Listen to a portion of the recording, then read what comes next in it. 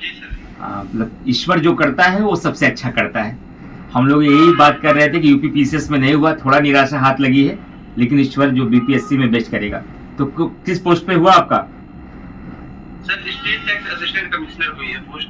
हाँ हाँ, tax commissioner है, असिस्टेंट टैक्स कमिश्नर के पोस्ट पर। यूपी में भी आपका 2 ही नंबर से रुका था डिप्टी जेलर के पद पर, लेकिन ईश्वर चाहेगा तो अगली बार आप 25 में एसडीएम लेकर के आएंगे।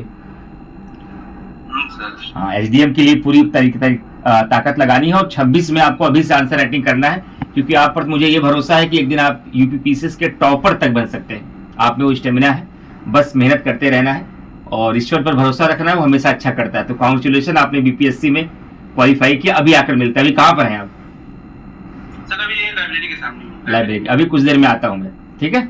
मैं कॉल करता हूँ, कॉल करता हूँ भैया। Okay, all the best Kartikeya.